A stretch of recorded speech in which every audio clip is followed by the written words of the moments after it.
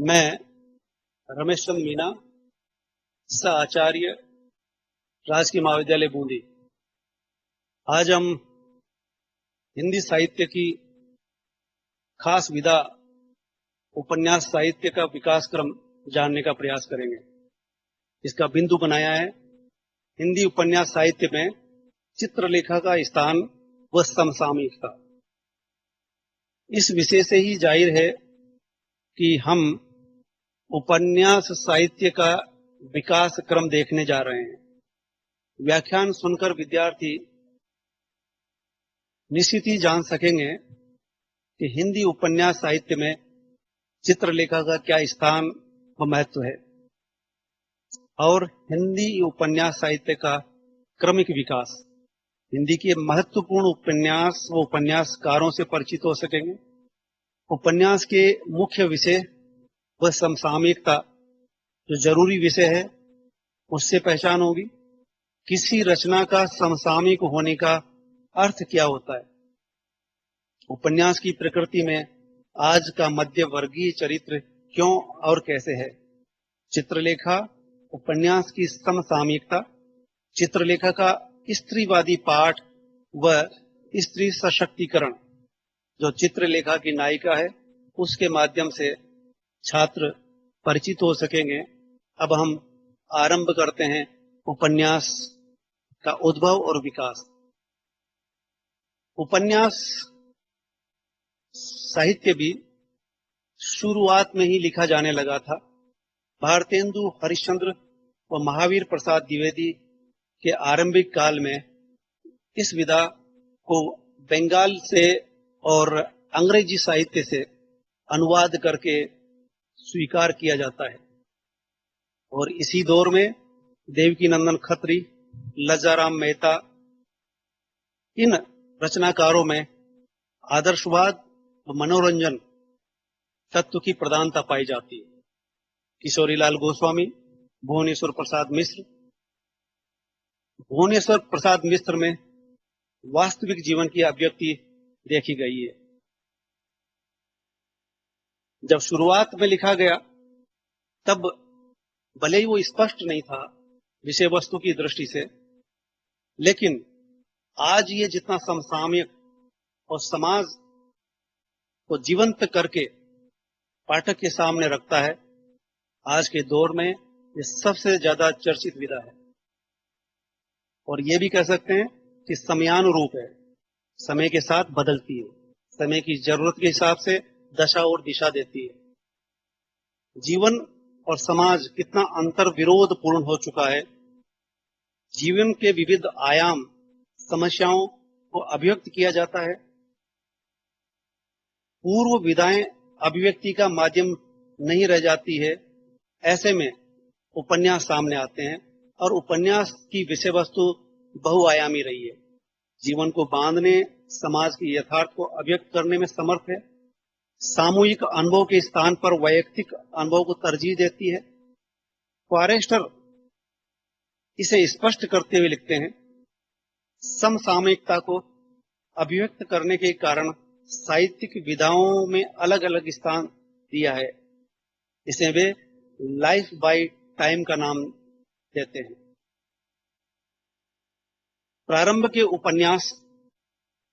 हिंदी उपन्यासों को प्रारंभ उपदेश मूलक रहा है, जिसमें अतिरंजनापूर्ण जीवन, रोमांस और काल्पनिकता की प्रधानता थी। जिस तरह से रीतिकालीन प्रेम की अतिशयता होती है, उसी तरह से इन उपन्यासों में दिखाई देता है। आरंभिक दौर में परीक्षा गुरु, देवरानी जिटानी, वाम शिक्षक, भाग्यवती आदि उपन्यास थे। भारतेंदु हरिश्चंद्र की एक कहानी कुछ आप बीती कुछ जग बीती में उपन्यास की संभावनाएं देखी गई। जो उपन्यास जरूर था, लेकिन एक तरह से लंबी कहानी के रूप में था। पहला उपन्यास जिसे हम कह सकते हैं परीक्षा गुरु लाला श्रीनिवास दास का है। देवरानी जिठानी और भाग्यवती की तुलना में औपन्यासिकता पाई जाती है।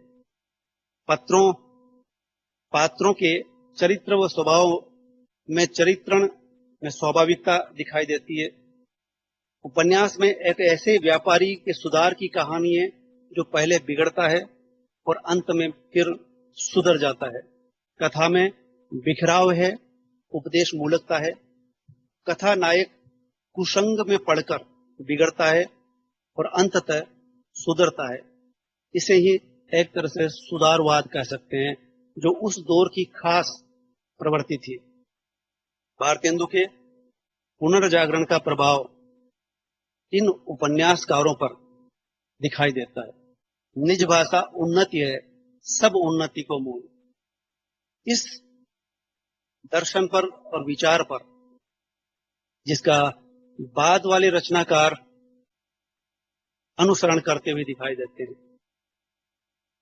बालकृष्ण भट्ट के दो उपन्यास नूतन ब्रह्मचारी, सो अजान एक सुजान, दोनों शिक्षापयोगी उपन्यास है।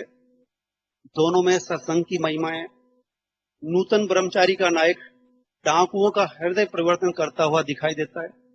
सो अजान एक सुजान परीक्षा गुरु की भांति ये उपन्यास भी संस्कृत के नीतिपरक उद्धरणों से भरा है। इसकी भाषा में परीक्षा गुरु की तुलना में प्रवाह है, लेकिन उपन्यास समग्रता में सपाट बयानी भर है।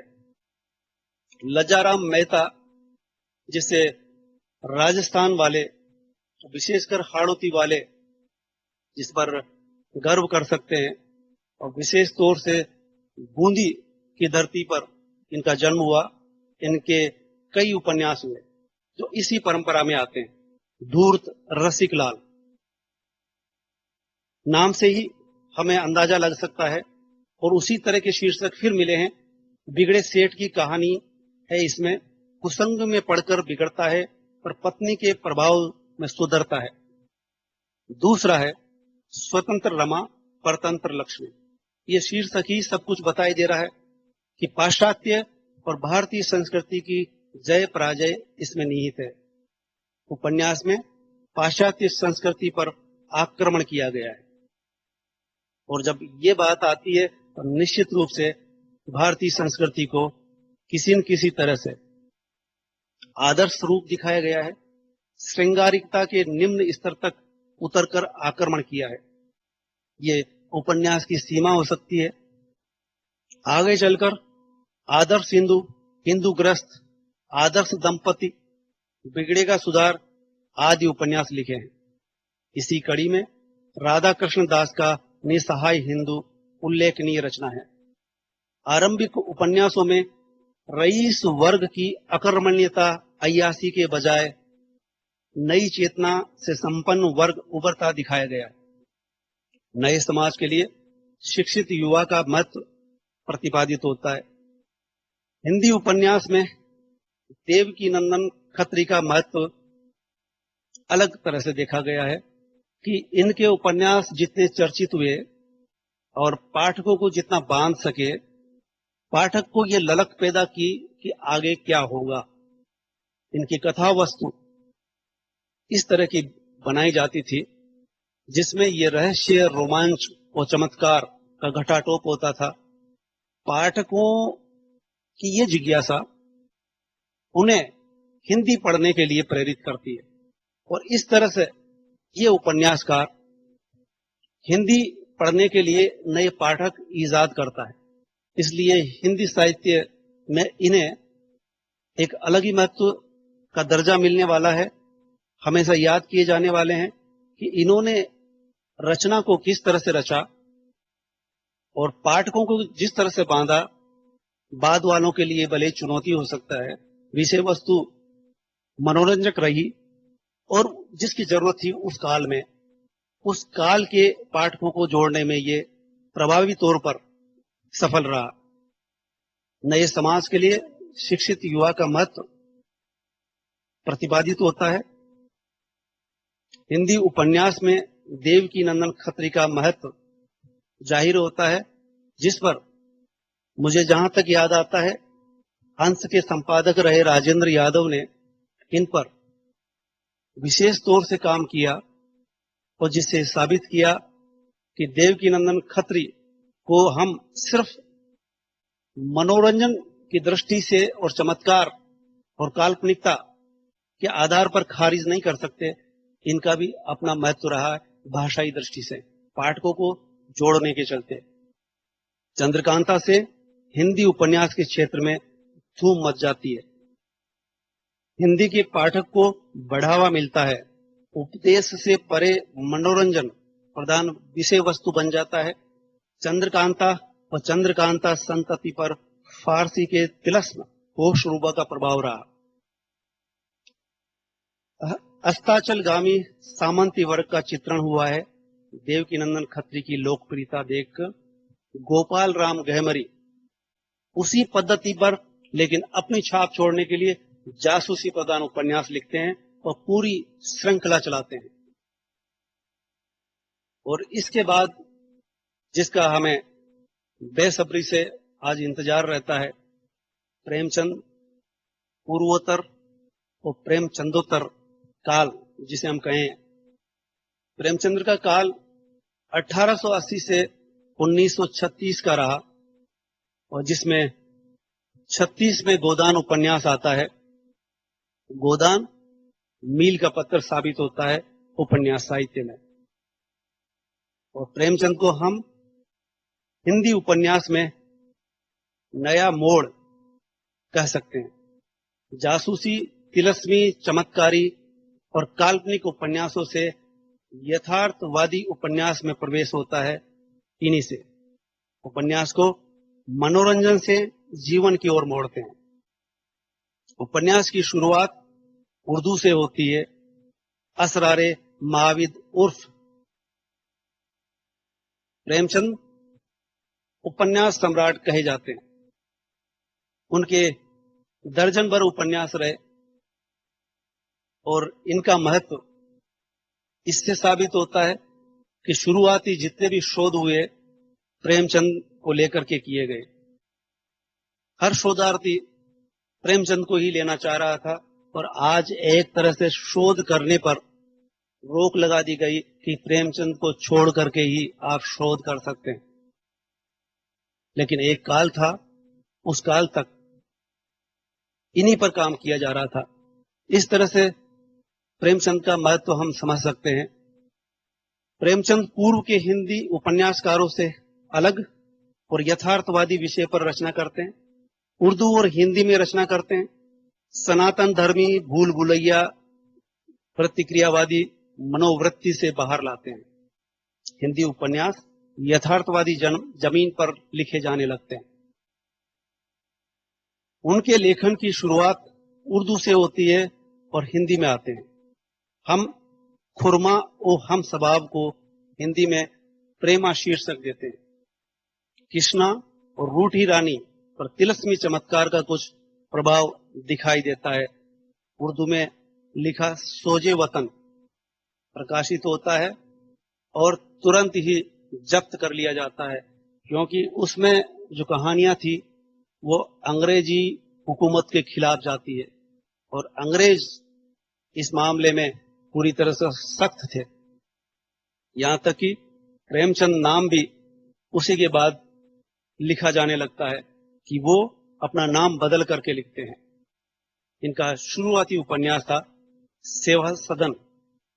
सेवा सदन के शीर्षक से भी हम ये अंदाजा लगा सकेंगे कि आखिर सेवा का सदन वो जगह जहां से सेवा का आरंभ होता है या ऐसी संस्था जो सेवा करने की सहूलियत प्रदान करती है।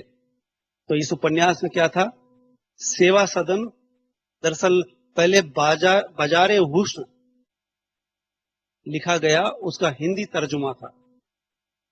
वो बाजारे हुस्न से ही हमें ये पता चल जाता है कि बाजार में जो महिलाएं बैठती है, वो जो कार्य करती है, वो हिंदी में अनुवाद होकर के उसका शीर्षक प्रेमचंद को जो उपयुक्त लगा सेवा सदन नाम दिया गया। हम इस पर बाद तक चर्चा करेंगे। आगे बढ़ते हैं। इसमें भारतेंदु युग की चली आ रही समस्या उठाई गई है, यानी जब प्रेमचंद उपन्यास की शुरुआत करते हैं तो विषय वस्तु यकायक यथार्थवादी नहीं ला पाते या परंपरा से जुड़ी हुई परंपरा को निभाते हैं, और इसमें वही चीज हमें देखने को मिलती है। धीरे धीरे प्रेमचंद रूप बदलते हैं और समाज के बेहद नजदीक आ जाते हैं, और उस समय की जो समस्याएं थी उससे रूबरू होते हैं। यहां तक कि गांधी जी, जिन्होंने अंग्रेजों से लोहा लिया, और प्रेमचंद भी उसी तरह के उपन्यास और नायक चुनते हैं जो उस समय की मुख्य समस्याएं थी, जो समस्या से टकरा सकते हैं। ऐसे ऐसे विषय वस्तु को उठाने वाले प्रेमचंद चर्चित हुए, और जरूरत बने तो क्यों हम आगे रोशनी डालेंगे इस पर। जैसे उस समय की खास और ज्वलंत समस्याएं थी दहेज प्रथा, अनमेल विवाह, वैश्य जीवन, उपयुक्त शिक्षा का अभाव और मध्य वर्ग की झूठी मर्यादा। दहेज समस्या स्त्री को वेश्यालय तक पहुंचा देती है, और सेवा सदन की विषय वस्तु यही रही है। वैश्याओं को लेकर चिंतन का रूप बदलता है प्रेमचंद के ये लिखे जाने पर। यह आर्य समाज के सुधारवाद के समानांतर साहित्यिक रचना है, जिसे हम आर्य समाज ही कहते हैं, जिनका मुख्य काम रहा सेवा करना, और इसमें वो चीज दिखाई देती है। प्रेमचंद से पूर्व रचनाओं में वेश्या जीवन से घृणा उपजा करती थी। पाठकों को पढ़ करके ऐसा लगता था या ऐसा नहीं है, बल्कि उस समाज की या उन नायिकाओं की क्या समस्याएं होती है वो उठाया गया है। इस तरह से हम कह सकते हैं कि उपन्यास में वेश्यावर्ती को नहीं, वेश्या जीवन को विषय बनाया है। ये बाजारे हुस्न का अनुवाद है। शीर्षक से ही विषय का पता चल जाता है सामाजिक कुरीतियों से किस तरह से प्रेमचंद रूबरू होते हैं। उस दौर के समाज में व्याप्त समस्याएं रही हैं। सामाजिक कुरीतियों से परिवार विघटित होते रहे हैं। इन्हीं कुरीतियों को गोदान तक उठाया गया है। मध्यवर्गीय झूठी मर्यादाएं कुरीतियों के पीछे रही है। सेवा सदन की मुख्य समस्या दहेज, जो गबन उपन्यास तक पहुंचती है।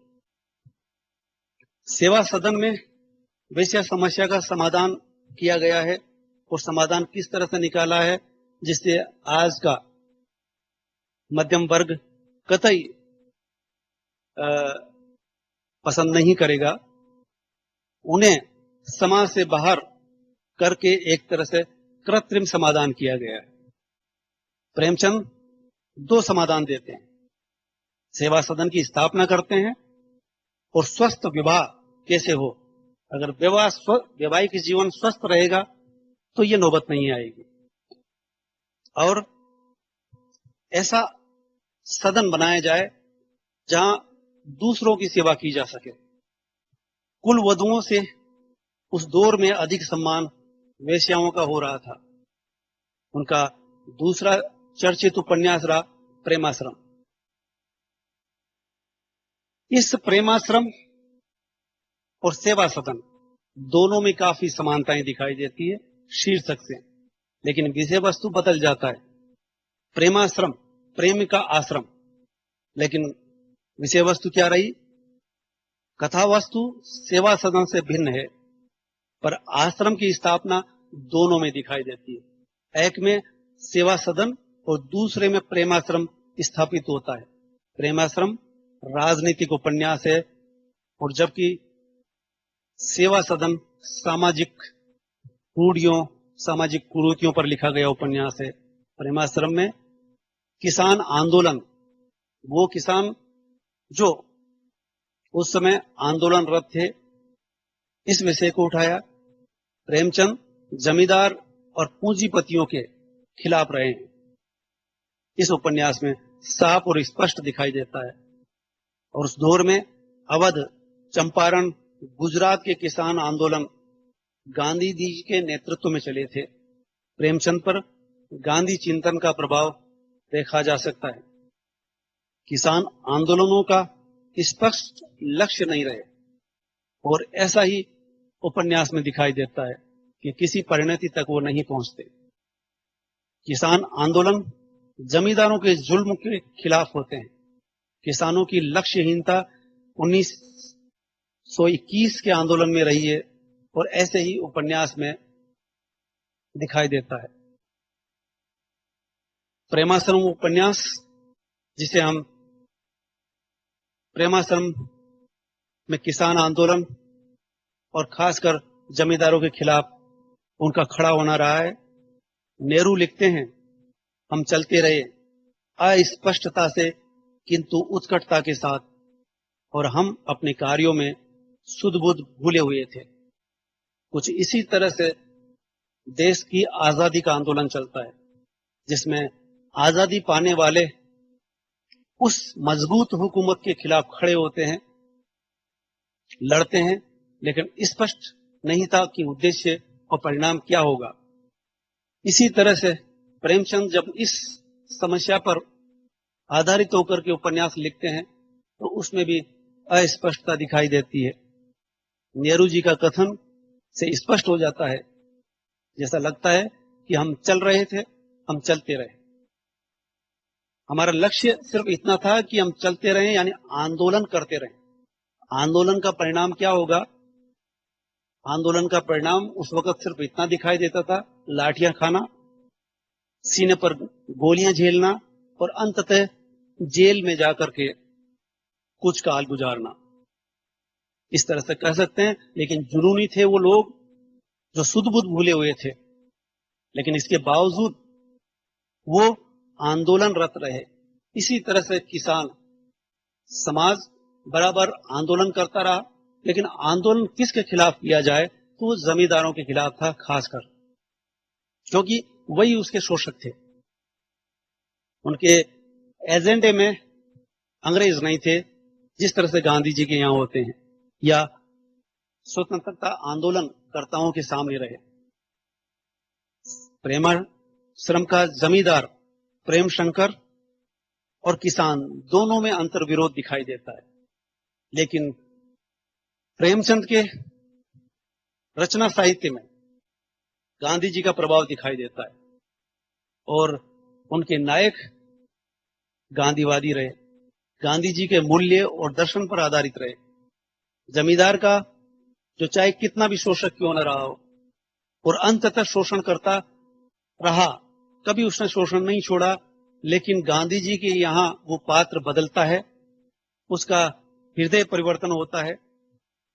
इस तरह से हम कह सकते हैं कि गांधी जी की जो खास विशेषता थी हृदय परिवर्तन वाली, जो न्यासी सिद्धांत में निहित है कि अंततः पूंजीपति बदलेंगे और अपनी पूंजी का बंटवारा समाज में करेंगे, गरीबों को बांटेंगे। एक दिन ऐसा अवश्य आएगा जब इन पूंजीपतियों का हृदय परिवर्तन होगा। ये एक तरह से गांधी जी की सोच थी, गांधी जी की कल्पना थी या गांधी जी का स्वप्न था, और यही स्वप्न लगभग प्रेमचंद की रचनाओं में दिखाई देता है। इस तरह से हम कह सकते हैं कि गांधी जी का प्रभाव प्रेमचंद में कैसे दिखाई देगा। जमींदार का हृदय परिवर्तन होता दिखाया है। हृदय परिवर्तन गांधीवादी प्रभाव रहा है, गांधी का न्याय सिद्धांत पर आधारित रहा है। प्रेमचंद व प्रेमचंदोत्तर काल में हम यहां देख सकते हैं, हमने देखा सेवा सदन जो उर्दू से यहां आता है, और इसके अलावा 4 उपन्यास उर्दू से हिंदी में अनुवाद किए जाते हैं।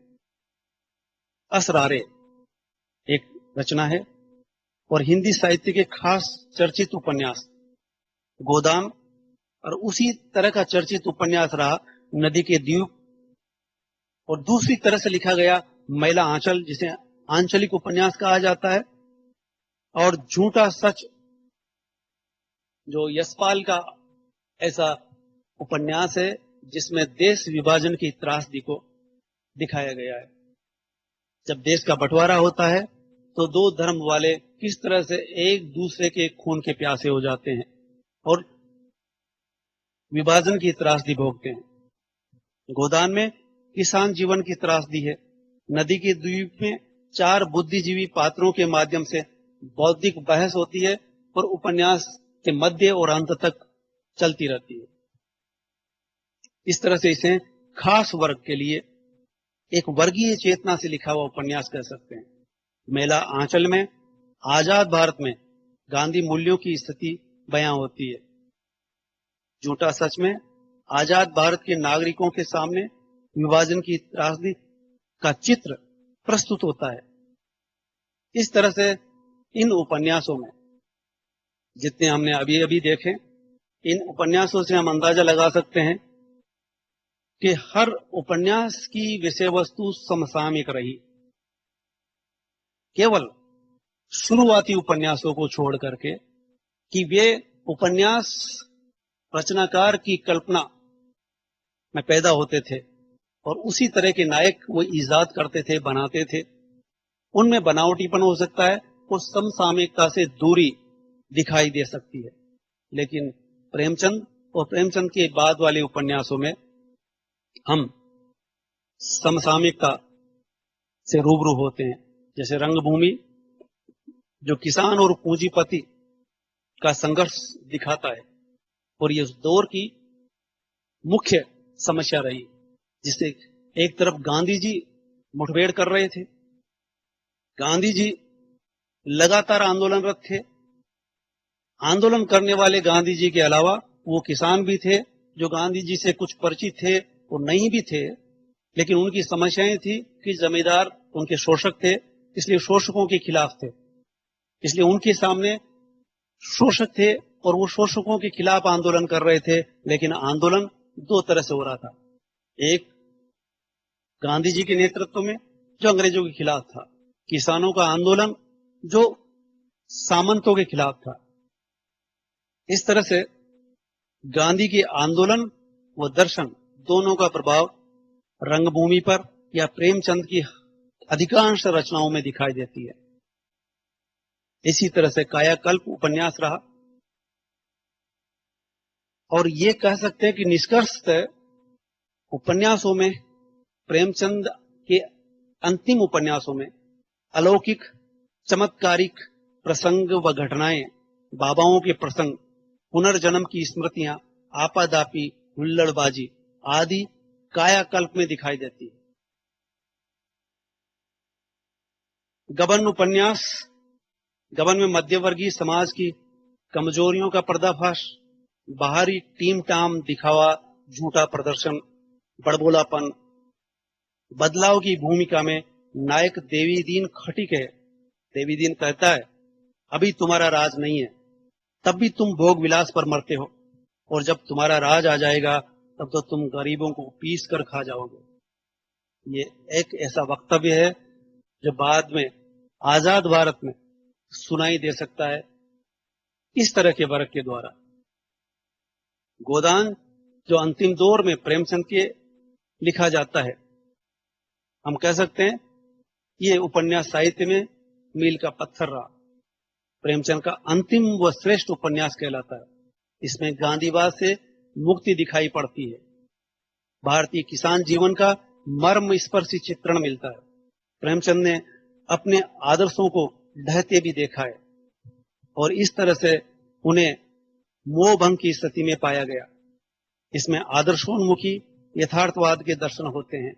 इस तरह से प्रेमचंद भी बदलते हैं। प्रेमचंद अपने चिंतन में और अपनी लेखनी में बदलाव लाते हैं। प्रेमचंद का विश्वास जो उनका जोर रहा है, वे पुरानी व्यवस्था में सुधार के पक्षधर रहे हैं। आंदोलन, व्यवस्था और संस्थाओं में सुधार ला सकते हैं। दहेज प्रथा, अनमेल विवाह और महाजनी सभ्यता की चर्चा प्राय रचनाओं में करते हैं।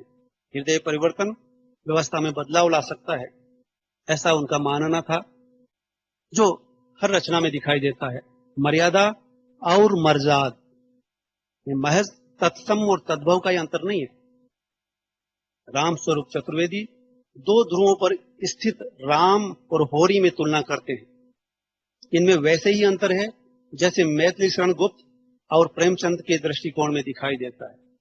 गांधी दर्शन और विचार ग्रहण करने के साथ इनमें किफायत सारी भी देखी जा सकती है। कि पाई सारी यथार्थ चित्रण में रही है। जब प्रेमचंद अपनी रचनाओं में कम से कम शब्दों में अधिकतम बात कहना चाहते हैं, इस तरह से गोदान तक आते आते प्रेमचंद बदलने लगते हैं। न किसान वैसा रहा, न ही जमींदारी। जैसे न किसान आंदोलन करता है, न ही जमींदार सीधे सीधे अत्याचार करता है। प्रेमचंद पहले की तरह रीति नीति का बचाव नहीं करते। जैसे होरी मर्जाद की रक्षा नहीं कर पाता है अंततः, जबकि वो शुरू में मर्यादा मर्जाद की बात करता है। न तो उसकी मर्जाद बचती है, न ही उसका धर्म बच पाता है। बेटी को मजबूरी में दुहाजू से वर देता है। होरी किसान से मजदूर बनने की त्रासदी भोगता किसान है। जमींदारों के भय से महाजनों का शोषण भयावह है। लोकतंत्र का भविष्य गोदान के पात्रों के संवादों में देख सकते हैं। मिर्जा खुर्शीद कहते हैं, जिसे हम डेमोक्रेसी कहते हैं, वह व्यवहार में बड़े बड़े जमींदारों व्यापारियों का राज्य है और कुछ नहीं। चुनाव में वही बाजी मार ले जाता है जिसके पास रुपए हैं। और ये आज 70 साल बाद लोकतंत्र की हकीकत है, जिसे वो 1935-36 में लिख रहे हैं। जो बात 19वीं सदी की शुरुआत में जैसा प्रेमचंद कर रहे हैं, वही आज सच हो रही है। पुराने राजा, व्यापारी और पैसे वाले चुनाव लड़कर विजेता बन रहे हैं। सामाजिक पारिवारिक समस्या विवाह के रूप में बदलाव चाहते थे कि अंतर्जातीय विवाह हो। और ये बात गांधी जी भी कहते हैं। गांधी जी भी अंततः अंतर्जातीय विवाह पर जोर देते हुए दिखाई देते हैं। और हमने जैसा कि कहा है कि प्रेमचंद पर गांधी दर्शन का प्रभाव रहा है। और अंतर्जातीय विवाह गोदान में दिखाई देता है, जहां गोबर और जुनिया, मतई सिलिया अंतर्जातीय विवाह करते हैं। ये भारतीय सामाजिक व्यवस्था के लिए आदर्श रहा है और आज ऐसा होता हुआ दिखाई दे रहा है। प्रेमचंद की रचनाओं में समसामयिकता दिखाई देती है। गोदान, प्रेमाश्रम और रंगभूमि में किसान जीवन की कथा कही है। विघटित होते परिवारों का गहरा दर्द है, प्रेमचंद की रचनाओं में दिखाई पड़ता है, जो आज वर्तमान दौर की समस्या बनी हुई है। किसान उत्पीड़न का दस्तावेज है गोदान। प्रेमचंद में मुहावरों और कहावतों का सटीक प्रयोग हुआ है। प्रेमचंद का महत्व तिलस्म और रोमांस की भूल भुलैया से बाहर निकालकर हिंदी उपन्यास को सामाजिक समस्याओं से जोड़ने में रहा है। आदर्शोन्मुख यथार्थवाद से स्वयं को मुक्त कर ठोस यथार्थ से जोड़ते हैं। प्रेमचंद के बाद अन्य उपन्यासकार भी दिखाई देते हैं, जिसमें उनके बाद तुरंत स्थान पाते हैं जयशंकर प्रसाद। जयशंकर प्रसाद को प्रेमचंद का प्रतिपक्ष कह सकते हैं। डॉक्टर बच्चन सिंह इस वक्तव्य को देते रहे। दोनों की दिशा और राहें अलग अलग दिखाई देती है। प्रेमचंद में समष्टिवाद रहा है और जयशंकर प्रसाद में स्वच्छंदतावाद होने से व्यक्तिवादिता दिखाई देती है। बुनियादी अंतर कंकाल में दिखाई देता है। निम्न उपन्यास है प्रसाद के: कंकाल, तितली, सुनीता और इरावती। कंकाल उपन्यास पर हम विचार कर सकते हैं। कंकाल ठेठ यथार्थ परक है, धर्मांडंबर से संबद्ध है, इंद्रिय परिग्रह है। इसमें धार्मिक संस्थाओं पर प्रहार है। जो ऊपरी तौर पर साफ दिखाई देता है, उनका काशी, प्रयाग, मथुरा के तीर्थ स्थलों, धर्म गुरुओं की पोल खोलना रहा है। दूसरा उपन्यास तितली, इसमें ढहती सामंती व्यवस्था है। कंकाल में धर्म का कंकाल है, तो तितली में उसकी आंतरिकता है। तितली में प्रेमचंद की तरह ढहती सामंती व्यवस्था है। प्रेमचंद में वर्गीय पात्र है, तो प्रसाद में व्यक्ति पात्र दिखाई देते हैं। इसे हम कह सकते हैं कि प्रसाद में वो मनोवैज्ञानिक तत्व जो निजता के बारे में पहचान करवाता है। तितली रचना प्रेमचंदीय परंपरा में मानी जा सकती है। हम प्रसाद की कुछ रचनाओं में प्रेमचंद का समाज चिंतन व समाधान देख सकते हैं, लेकिन जैनेन्द्र आगे से भिन्न रहे हैं। प्रेमचंद जैनेन्द्र का काल 1905 से 1988 का रहा। प्रेमचंद बाहर की हलचल परिवर्तन के रचनाकार कहे जाते हैं, तो जैनेन्द्र भीतर के। इनकी रचनाएं समाज या व्यक्ति को बदलने का दावा नहीं करती। इनसे उपन्यास एक नई दिशा में मुड़ जाते हैं। इनसे आधुनिकता की शुरुआत होती है। सुखदा, सुनीता, परख, त्यागपत्र आदि। इसमें सुनीता का कथानक झीना है, यथार्थ परख नहीं है। इसमें विवाह और प्रेम की समस्या है। बंधे हुए जीवन से एक रास्ता है। विवाह एक सामाजिक व्यवस्था है। त्यागपत्र में पाप, पुण्य, प्रेम और वैवाहिक विडंबनाएं हैं। आरंभ इस तरह होता है, नहीं भाई, पाप पुण्य की समीक्षा मुझसे नहीं होगी। क्या एक व्यक्ति से प्रेम और दूसरे से विवाह संभव है? इनकी रचनाओं में घर परिवार से बाहर की समस्याएं हैं। जैनेन्द्र के साहित्य में छायावादियों की तरह जैनेन्द्र का प्रेम अशरीरी है। फ्राइड, गांधीवाद और छायावादी युग की छाप दिखाई देती है। पाप पुण्य में भेद करना मुश्किल है। प्रेमचंद में मध्य वर्गीय प्रतिष्ठा समस्या के रूप में आई है। इस वर्ग का घेरे में रहने का प्रयास है। जैनेन्द्र के त्यागपत्र में इसी घेरे में रहने का प्रयास हुआ है। दूसरे बड़े रचनाकार वृंदावन लाल वर्मा। रचनाकार ऐतिहासिक उपन्यासकार है। इनके मुख्य उपन्यासों में गढ़कुंडार, झांसी की रानी लक्ष्मीबाई, मुसाहिबजू और मृगनयनी आदि रचनाओं में बुंदेलखंड जीवंत हो बोलता है। मृगनयनी सर्वश्रेष्ठ उपन्यास है। इसमें न केवल रोमांच है गढ़कुंडार की तरह, न भावुकता है विराटा की पद्मिनी की तरह, न ही झांसी की रानी की तरह इति प्रतात्मकता है। इसमें अंतरजातीय विवाह है। प्रेमचंद में विवाह का सुधारवादी पक्ष अधिक रहा है। चतुरसेन शास्त्री का वैशाली की नगर वधु महत्वपूर्ण ऐतिहासिक रचना है। इन उपन्यासकारों के उपन्यास को सुनने के बाद हम अपने मुख्य विषय वस्तु पर लौटते हैं, और हमारे विषय वस्तु है चित्रलेखा उपन्यास की समसामयिकता। चित्रलेखा उपन्यास की जब भी बात की जाती है तो उनके सबसे नजदीक होते हैं वृंदावन लाल वर्मा की रचनाएं, जो ऐतिहासिक होती है। लेकिन दोनों में ऊपरी समानताएं रही है। चित्रलेखा मूलतः सामाजिक उपन्यास रहा है। चित्रलेखा में ऐतिहासिक पात्र जरूर दिखाई देते हैं, चंद्रगुप्त, चाणक्य और उनका दरबार, लेकिन ये एक ऊपरी समानता कह सकते हैं। कालखंड के इतिहास से जुड़ने मात्र से भी ऐतिहासिक नहीं कहा जा सकता। रचना की विषय वस्तु और नायिका की समस्या, संघर्ष और जीवन निर्धारित करते हैं कि चित्रलेखा सामाजिक उपन्यास रहा है, न कि ऐतिहासिक। उपन्यासकार भगवती चरण वर्मा, जिनका कालखंड 1903 से 1981 तक रहा। इनके कुल 14 उपन्यास रहे, जो 1928 से लेकर 1973 तक लिखे जाते हैं। पहला उपन्यास पतन और दूसरा चित्रलेखा। अन्य 14 उपन्यास इस तरह से रहे।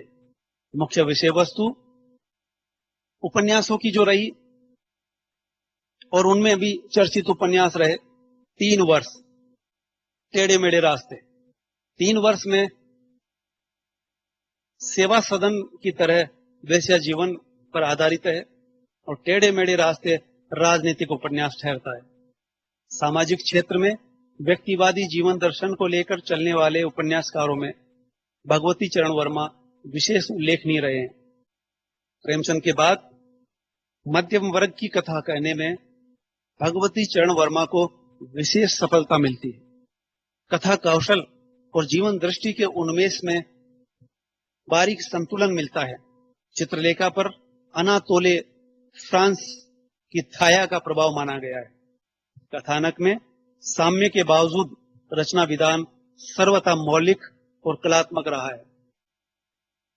हिंदी उपन्यासों में समसामयिकता अगर हम देखते हैं तो प्रेमचंद और प्रेमचंद के बाद के उपन्यासकार खरे उतरते हैं, प्रसाद, जैनेन्द्र और भगवती चरण वर्मा।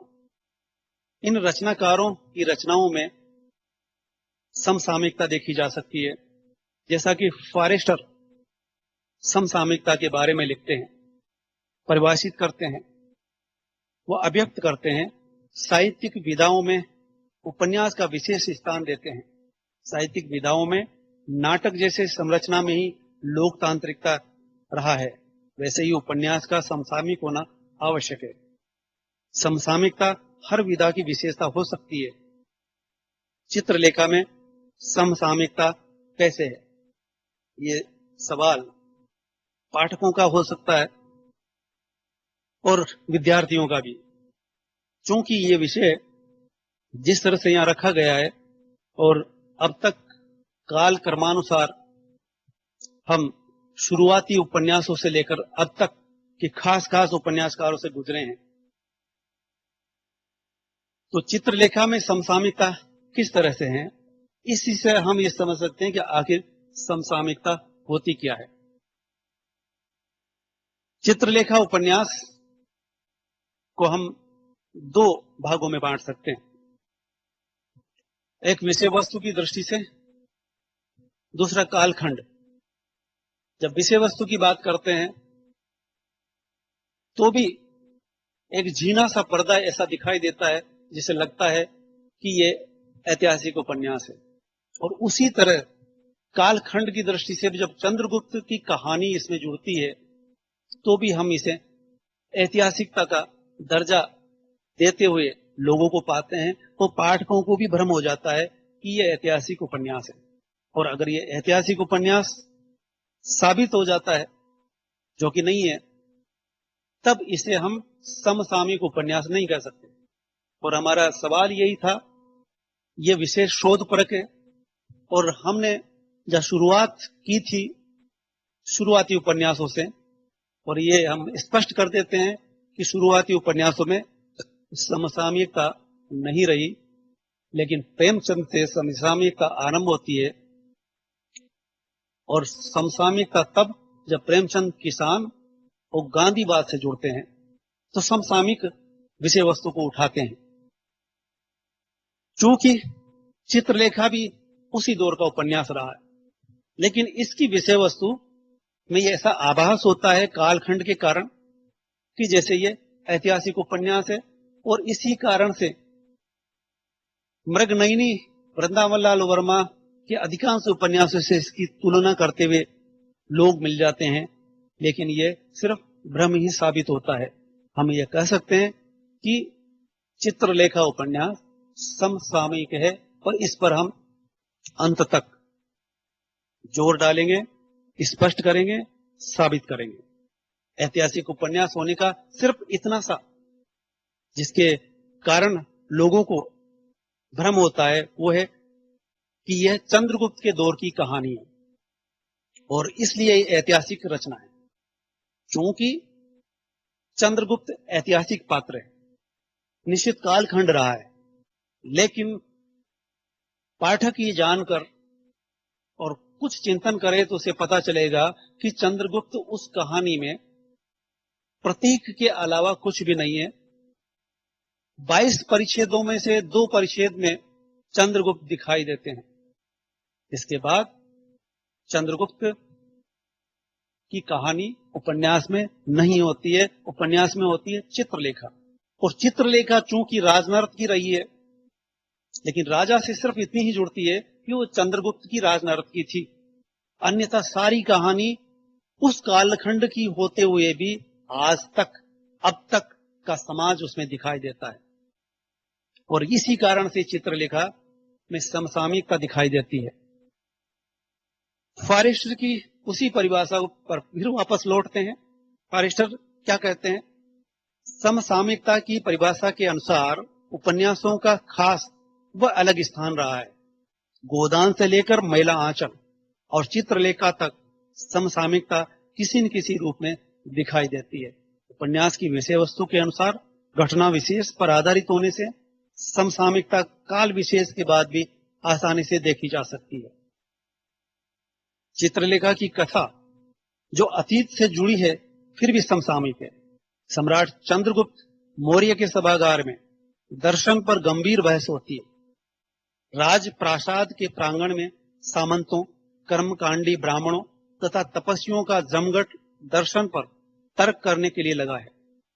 मंत्री चाणक्य का नीति और धर्म पर तार्किक चिंतन रहा है। उनकी सोच व नीति रूढ़ियों के खिलाफ रही है। वे धर्म को समाज द्वारा निरूपित मानते हैं।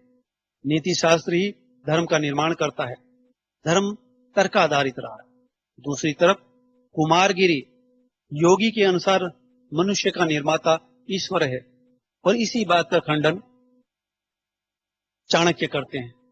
अगर नीति शास्त्र धर्म के प्रतिकूल है तो वह अनीति शास्त्र है। दोनों के बीच दार्शनिक बहस होती है।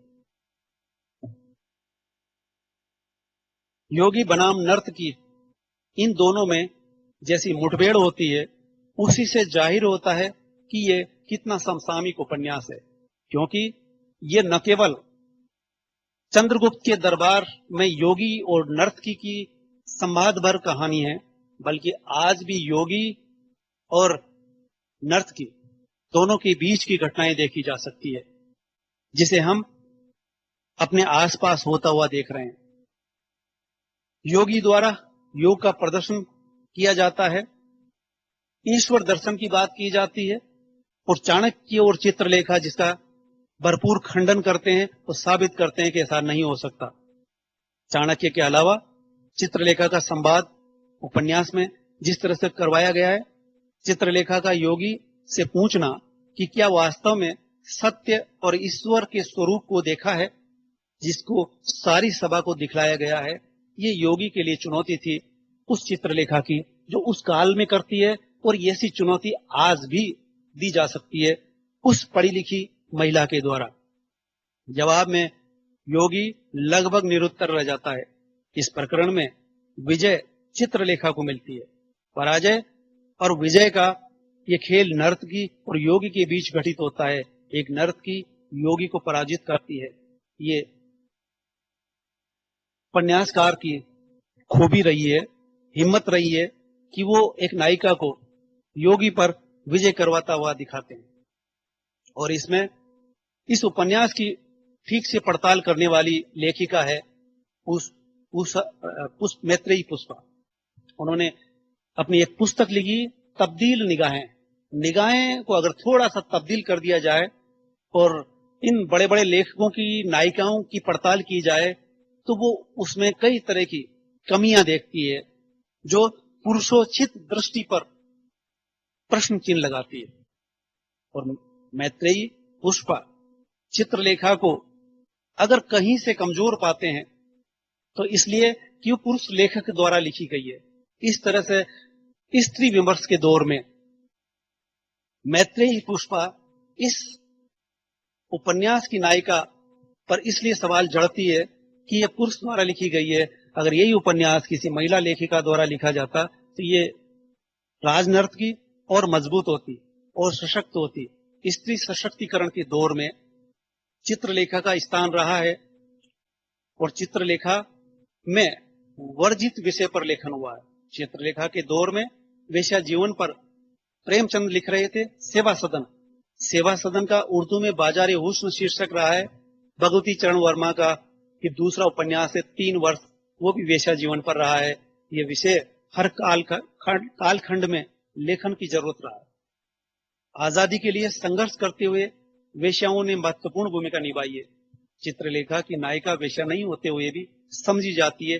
लेखक एक जगह स्पष्ट करते हैं, वो कहते हैं वह राजनर्तकी कलावंत रही है। समाज के पूर्व ग्रह आसानी से नहीं धुलते, नहीं मिटते हैं। चित्रलेखा में उपन्यासकार लिखता है, चित्रलेखा किसी भी अर्थ में वेश्या नहीं थी, फिर भी उसे इस शब्द से पुनः कहने की जरूरत क्यों महसूस की गई। भगवती चरण वर्मा से सीधे सीधे मैत्रेयी पुष्पा सवाल करती है। उनके कुछ सवाल है। मसलन, विधवा स्त्री की दशा, पुरुष के मनोरंजन का साधन पर होना, यौनिकता की श्रेष्ठता पर बल देना, स्त्री चेतना और पुरुष से मुक्ति जैसे सवाल। भारतीय परिवार और समाज में विधवा स्त्री का त्रासद रोल रहा है। उपन्यास की नायिका द्वारा ये पूछती है, क्यों बनाया मुझे विधवा? इस तरह से एक मैत्रेयी पुष्पा पुनः उस लेखक से सवाल कर रही है। इस तरह से हम देख सकते हैं उपन्यास का स्त्रीवादी पाठ से कुछ पहलू उजागर होते हैं जो स्त्री विमर्श में मुख्य स्थान रहा है। चित्रलेखा उपन्यास के बहाने मैत्रेयी पुष्पा की स्त्रीवादी विचार है। इस तरह से हम देख सकते हैं कि चित्रलेखा रचना समसामयिक ठहरती है, वर्तमान दौर से जोड़ती है। वर्तमान दौर से कैसे जोड़ती है? चित्रलेखा की खास विशेषताएं रही है। चित्रलेखा जैसी शुरुआत त्याग पत्र में भी होती है। त्याग पत्र में पाप पुण्य, प्रेम और वैवाहिक विडंबनाएं हैं। आरंभ इस तरह हुआ है, नहीं भाई, पाप पुण्य की समीक्षा मुझसे नहीं होगी। चित्रलेखा का देखिए, चित्रलेखा में श्वेतांक ने पूछा और पाप?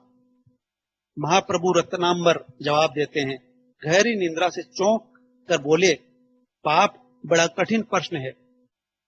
जैनेन्द्र के यहाँ घर परिवार से बाहर की समस्याएं हैं। उनका सवाल है, क्या एक व्यक्ति से प्रेम और दूसरे से विवाह संभव है? इस तरह से हम इन उपन्यासों में ये देख सकते हैं कि किस तरह से समसामयिक रचनाएं रही है। और चित्रलेखा एक ऐसा समसामयिक उपन्यास है जो हमारे आसपास के योगी संत, महान संत कहलाने वाले महिलाओं का किस तरह से शोषण करते हुए आसाराम, राम रहीम दिखाई देते हैं। तो इस तरह से चित्रलेखा और योगी के बीच में जो संवाद हुआ वो उस कालखंड का नहीं, आज का 21वीं सदी के दूसरे दशक का मुख्य सवाल बना हुआ है। इस तरह से हम कह सकते हैं कि चित्रलेखा बेहद समसामयिक रचना रही है। धन्यवाद। अब अगर किसी के सवाल है तो सवाल कर सकते हैं।